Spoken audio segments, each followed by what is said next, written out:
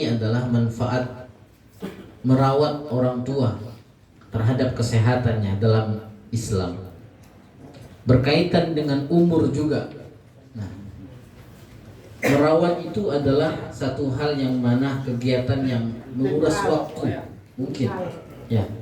Merawat itu adalah satu hal yang menguras waktu tersita untuk melakukan kegiatan-kegiatan yang lain mungkin kita abaikan, fokus terhadap merawat. Mungkin yang sudah berkeluarga, punya anak, merawat anak itu prioritas dalam keluarga. Apalagi kita punya orang tua yang perlu kita juga rawat. Bagi yang orang tuanya masih perlu dirawat. Dan ini dalam Islam ada satu hal yang harus kita perhatikan. Nah, dalam satu penelitian yang ada, ya, penelitian terhadap apa? Terhadap orang yang merawat orang tua. Nah, berbagai penelitian menunjukkan bahwa merawat orang tua dapat meningkatkan kesejahteraan emosional dan juga mengurangi stres serta memperkuat hubungan sosial. Jadi ada penelitian yang menunjukkan seseorang yang merawat orang tuanya menimbulkan kesejahteraan terhadap dirinya. Kesejahteraan, meningkatnya emosional, cenderung kedekatan terhadap orang tua itu semakin erat. Ini orang yang benar-benar ingin merawat, jadi fokus terhadap ingin dirawatnya orang tuanya. Nah, Rasulullah SAW katakan kalau merawat itu berarti orang tuanya dah rentah, lansia istilahnya. Ada hadis Nabi yang menerangkan tentang umur, berkaitan dengan umur kita di dunia. Dari mulai Nabi Muhammad sampaikan 40 tahun, 60 tahun, 70 tahun sampai 90 tahun. Hadisnya berbunyi, wa fi riwayatil Imam Ahmad an Anas bin Malik radhiyallahu anhu, anna Rasulullah sallallahu alaihi wasallam qala ma min mu'ammalin yu'ammaru fil Islam 40 sana illa sarafallahu an thalathan anwa'in minal bala junu wa juzu wal baras. Dari sahabat Anas bin Malik, Rasulullah SAW bersabda, tidaklah seseorang diberi umur hingga 40 tahun dalam Islam melainkan Allah Ta'ala menjauhkannya dari penyakit gila, kusta dan juga lemprah. Nah, ketika Allah berikan kita umur 40 tahun dalam pandangan Islam, ini Nabi katakan yang direwayatkan langsung dari Anas bin Malik. Anas bin Malik itu adalah sahabat paling kecilnya Nabi Muhammad. Jadi Anas bin Malik itu dititipkan kepada Nabi Muhammad masih kecil, masih umur, kalau kita lihat masih umur TK, 5 tahunan, dititipkan langsung kepada Nabi. Nah, menjelaskan bahwasanya ketika seseorang diberikan umurnya sampai 40 tahun, maka ada 3 penyakit yang dijauhkan oleh Allah SWT. Pertama, junun, gila. Nah, itu yang pertama. Yang kedua adalah kusta, dan yang ketiga ada lepra. Ini yang dijauhkan oleh Allah SWT terhadap orang-orang yang berumur 40 tahun. Terus hadisnya selanjutnya, Fa'idha balagha Omsina sana layyanallahu alaihi al-hisab Fa'idha balagha Sittina razaqallahu inabah ilaihi bima yujibu Fa'idha balagha sab'ina sana ahabballah wa ahabbu ahli sama Fa'idha balagha thamanina qabilallahu ta'ala. Jadi ada tingkatan-tingkatan ketika Allah berikan kita umur dari 40 tahun naik ke khamsina sana, 50 tahun. Dalam hadis ini dikatakan apabila mencapai umur 50 tahun, maka kelak Allah Ta'ala akan meringankan hisabnya. Apabila sampai umur 60 tahun, maka Allah akan menganugerahkan inabah, yaitu rajin beribadah. Inabah 60 tahun. Apabila sampai umur 70 tahun, maka Allah Ta'ala akan menyayanginya, dan para malaikat juga ikut menyayanginya. Apabila sampai umur 80 tahun, maka Allah Ta'ala akan menerima setiap kebaikan yang ia kerjakan dan mengampuni kesalahan-kesalahannya. Apabila sampai umur 90 tahun, maka Allah akan mengampuni dosa-dosa yang telah lalu dan akan datang dan yang juga akan datang. Dan ia dijuluki oleh Allah SWT ta'awan Allah, dan kelak di hari kiamat ia juga bisa memberikan syafaat kepada orang-orang. Jadi dalam hadis ini Rasulullah sampaikan ada tingkatan-tingkatan umur yang diberikan kebaikan, yang menjalankan perintah Allah Subhanahu wa taala. Jadi umur 40 tahun dijauhkan dalam beberapa penyakit. Naik ke 50 tahun Allah jauhkan. Nah, Allah berikan kebaikan-kebaikannya itu diterima oleh Allah. Mencapai umur 60 tahun Allah berikan rajin untuk beribadah. Nah, rajin ibadah, dekat sama Allah. Nah, sampai ke 70 tahun segala kehilapannya, kebaikannya itu diterima sama Allah. Ini dari sesi kebaikan yang diberikan. Nah, ini adalah untungnya ketika kita berumur panjang seperti itu sampai umur 90 tahun. Biasanya ya umur seperti itu adalah anugerah hadiah Allah Subhanahu wa taala. Jadi berumur kita itu yang sebagaimana Allah sampaikan, ya rizki terbaik yang harus kita gunakan. Nah, Anas bin Malik itu mendengar hal ini yang diucapkan oleh Nabi Muhammad SAW waktu dalam keadaan masih kecil. Nah, mendengar hal itu satu kebanggaan yang mana disampaikan kepada kedua orang tuanya yang menitipkan kepada Nabi. Nah, menitipkan kepada Nabi dalam umur yang masih belia, masih belum menaik remaja. Orang tua itu jadi Anas bin Malik itu orang tuanya tinggal di Madinah. Waktu itu Nabi Muhammad sudah hijrah ke Madinah. Nah, orang tuanya tahu bahwasan Nabi itu adalah pimpinan pemerintahan pada saat itu. Nah, ada hikmah yang dapat kita ambil dari hadis di atas adalah, pertama, gunakan waktu yang diberikan oleh Allah Subhanahu wa taala. Apapun itu, ya, apapun itu yang diberikannya, kesehatan kita jaga, amaliyah-amaliyah yang diwajibkan sebagai ibadah kita laksanakan. Insya Allah keberkahan umur-umur yang diberikan itu kita raih dan Allah berikan keberkahan itu. Umur itu adalah anugerah, sehingga dalam Al-Quran itu umur itu adalah waktu berharga untuk kita.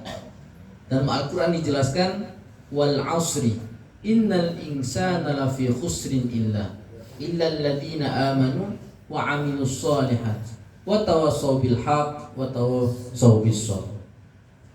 Umur disandingkan dengan waktu. Wal asr, demi waktu. Nah, manfaatnya waktu itu yang disampaikan dengan hadis yang tadi itu adalah Allah berikan anugerah-anugerah step by step umur kita adalah orang-orang yang takwa dan juga orang yang beriman kepada Allah. Enggak diberikan kepada orang yang bermaksiat kepada Allah. Enggak diberikan kepada orang-orang yang melanggar aturan Allah. Nah, step by step umur sekian diberikan anugerah ini. Itu bagi orang-orang yang menjalankan apa yang diperintahkan Allah, menjauhi apa yang dilarang Allah Subhanahu wa taala. Nah, waktu yang diberikan Allah ini sudah diberi wanti-wantinya. Istilah katanya lampu kuning itu udah dikasih oleh Allah. Sesungguhnya manusia ini innal insan lafi khusr adalah lafi khusrin, manusia itu nggak bisa jaga kata Allah. Semuanya merugi. Udah wanti-wanti nih, hati-hati manusia itu nanti banyak yang merugi. La fi khusrin. Nah, tapi ada batasan Allah berikan, ada pengecualian di situ. Illal ladzina aman, kecuali orang-orang yang beriman. Illal ladzina amanu wa amilus shalihat, dan juga orang-orang yang berbuat kebaikan, beramal soleh. Jadi waktu yang diberkahi oleh Allah itu, umur yang diberkahi oleh Allah itu ada dua bagian. Orang yang beriman dan juga orang yang beramal soleh.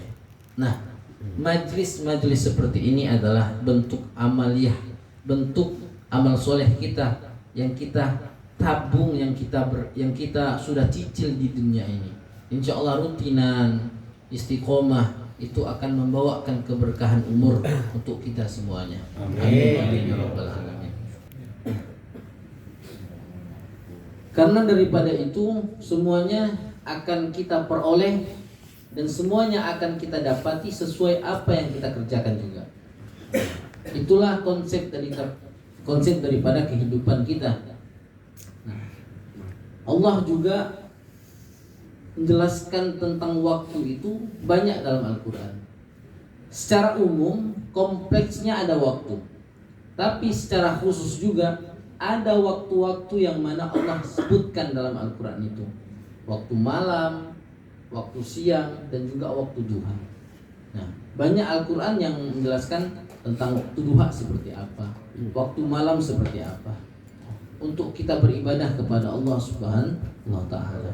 Nah, konsep-konsep yang seperti inilah yang mana Allah dan Rasulnya memberikan jalan peluang untuk kehidupan kita, memberi jalan di mana kita harus menempuh jalan-jalan terbaik yang Allah berikan. Allah berikan waktu, Allah berikan rezekinya. Berdoa, mengirimkan Al-Fatihah untuk para pendahulu-pendahulu itu bukti bahwa amaliyah soleh ini akan Allah tampakkan nanti, dan Allah akan tunjukkan kepada kita bahwasanya kita adalah orang-orang yang beriman kepada Allah Subhanahu wa taala. Amin amin ya rabbal alamin. Hadirin yang dirahmati oleh Allah Subhanahu wa taala. Nah, dalam hadis yang tadi disebutkan, mengapa kita itu mendapatkan manfaat ketika merawat orang tua. Pertama, disampaikan dalam hadis tersebut meningkatnya emosional, rasa kepedulian kita terhadap orang tua. Maka merawat orang tua itu pertama butuh waktu, tenaga, dan lainnya. Maka Allah akan memperpanjang umur dan juga meluaskan rezeki. Amin. Percaya bahwasanya orang-orang yang membantu, orang-orang yang peduli terhadap orang tuanya, terutama ibu dan bapaknya, orang-orang yang mendapatkan rezeki terbaik daripada Allah Subhanahu wa taala. Bahwasanya menghormati, berbakti adalah satu perintah yang disebutkan dalam Al-Quran, itu perintah kedua setelah perintah menyembah Allah Subhanahu wa taala. Dalam Al-Quran disebutkan wa qadha rabbuka alla ta'budu illa iyyah wa bil walidaini ihsana. Wahai manusia, wa qadha rabbuka alla, beribadalah kepada Tuhanmu, wa bil walidaini ihsana, dan berbuatlah kebaikan kepada kedua orang tua. Jadi perintah pertama menyembah, beribadah kepada Allah. Perintah kedua adalah berbakti kepada kedua orang tua. Nah, perintah itu adalah langsung daripada Allah, dan juga pasti perintah itu memperoleh kebaikan yang besar untuk kita semuanya. Amin amin ya rabbal alamin. Mudah-mudahan kita semuanya diberikan kemudahan oleh Allah Subhanahu wa taala. Yang punya orang tua, kita rawat dengan sebaik-baiknya, ya. kita berikan fasilitas, kita berikan kenyamanan, pelayanan yang terbaik untuk kedua orang tua kita. Amin ya rabbal alamin. Yang telah mendahului, mudah-mudahan ditempatkan yang terbaik juga berkat doa-doa terbaik kita, dengan bukti kita adalah anak yang berbakti kepadanya. Amin amin ya rabbal alamin. Memasuki bulan Maulid ini, kita sama-sama hadirin banyak-banyak baca sholawat ya, banyak-banyak baca sholawat, banyak-banyak sedekah. Terutama sholawat itu adalah simple sebenarnya. Sholawat itu simple sekali. Kita diam, kita nggak ada kegiatan ya, ucapkan dalam lisan kita ya sallallahu ala Muhammad, sallallahu ala Muhammad, sallallahu ala Muhammad. Itu pengaruhnya besar. Orang yang sholawat dan sering mengucapkan sholawat itu pasti diutamakan sama Allah dan diutamakan sama Nabi-Nya. Segala bentuk urusan rezeki semua Allah mudahkan. Percaya, tapi kalau kita tidak percaya, ya, akal pikiran kita itu akan ngalir seperti itu. Kalau kita percaya dan kita amalkan, insya Allah, ya. Saya itu melihat mungkin untuk diteliti ataupun tidak secara realnya ya. Saya itu punya anak-anak santri murid. Mereka itu vokal kalau dalam kegiatan sosial, itu kalau maulid ataupun tempat acara itu hadroan. Sering baca sholawat, disuruh vokal, suruh mimpin baca sholawat, baca maulid itu senang. Nah, saya lihat anak-anak yang sering baca sholawat ini belajarnya itu cerdas gitu, ngafalnya cepat, orang tuanya itu rizkinya tuh lancar. Mungkin saya bilang, dan ini saya perhatikan dan banyak saya buktikan realnya seperti itu. Kalau saya lihat anak yang sering baca sholawat dan senang baca sholawat itu beda dengan yang biasa-biasa. Dari sekolahnya, dari kepribadian kesehariannya beda. Dan saya diagnosa saya, mungkin ini berkah sholawat nih, mereka seperti ini. Nah, ternyata memang senang gitu dengan sholawat. Nah, makanya sholawat itu adalah satu mukjizat atau karomah ya, yang diberikan pasti insya Allah manfaat untuk kita. Amin. Amalkan sholawat, karena sholawat adalah bukti cinta kita kepada Nabi, dan Allah itu mengakui, Allah Rabb kita mengakui bahwasan Nabi Muhammad adalah utusannya. Nah, alhamdulillah, memasuki maulid ini kita jaga lisannya, jaga perilakunya, terutama dalam keseharian kita. Amin amin ya rabbal alamin. Kita tutup dengan sholawat kepada Nabi. Ya bibil Mustafa balil maqasidana waghfir lana ma madha ya wasi'al karami maulaya salli wa sallim daiman abadan ala habibika khairil khalqi kullihim maulaya salli wa sallim daiman abadan ala habibika khairil khalqi kullihim ya Rabbi bil Mustafa balil maqasidana wa fil